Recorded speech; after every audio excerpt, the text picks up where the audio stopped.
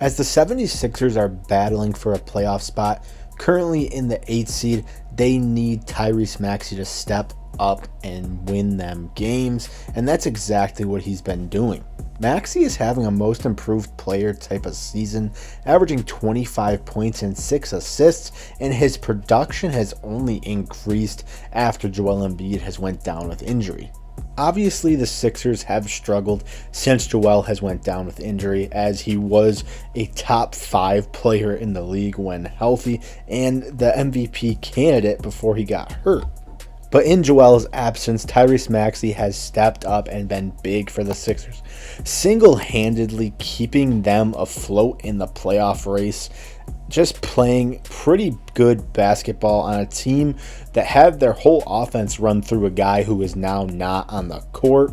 The one thing that pops out at you when you look at Tyrese's game is definitely his confidence. He does not take a shot that he doesn't think he will make. He's one of the most creative and shifty players in the league today, using his great ball handling ability to get into the paint, manipulate his defenders, and get to his spots to finish the basketball. He can score in a lot of different ways, shooting the 3-ball a lot more efficiently this year, and we already know his great finishing ability is already on full display each and every night, and it's really, really fun to see. Let's go to the film and see what he does best. As Tyrese is the first option on this team right now, he has to be aggressive and look to score. Right here, nice little hesitation move on LeBron, and he can finish in a lot of different ways with the floater on each hand and just through contact as well. The Sixers will use a high pick and roll action to get Maxey involved, and he can do stuff like that. D'Lo has to respect his speed and quickness, gives him a step, and just allows him to have a nice crossover into a step back 3 and hit it pretty easily. Maxey is great at reading the defense and knowing when to drive and where to drive. Right here, starting out the fast break, and right here he looks at the paint and sees how wide open it is, so pushes a crossover to his left hand and drives and gets a full head of steam on Rui Hachimura, and his speed and quickness is just too tough to handle. That's one thing that really you can't teach, is speed and quickness, and Maxey has a lot of it, and he's so tough to stop with a head of steam. A good example here of Maxey manipulating his defender and using him against him, gets into Christie's body here first. He initiates that contact. This allows him to not be able to jump with Maxey and just throws off his timing and allows Maxey to easily get the finish. He's really good at using his body to create that separation and get off shots.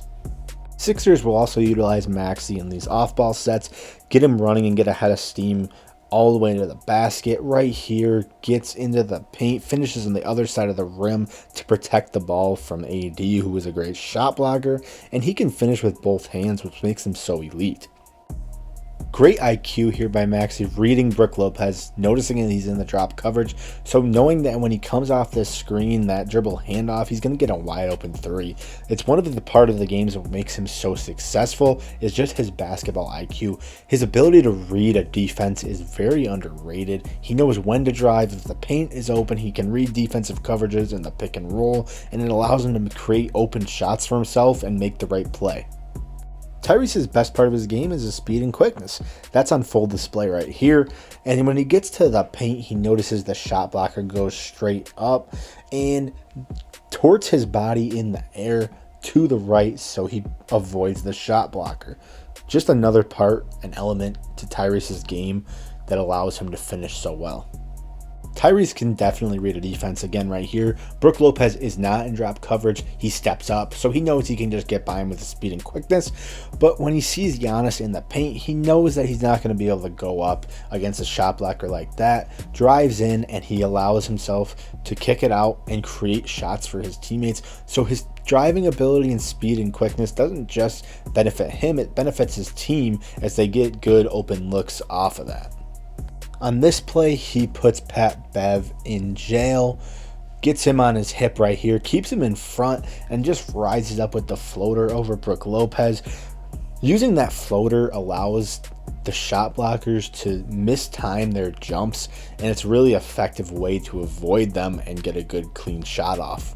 And this last clip I wanted to show is just Tyrese's playmaking ability and how he gets others involved. Right here, drives past his man, gets into the paint.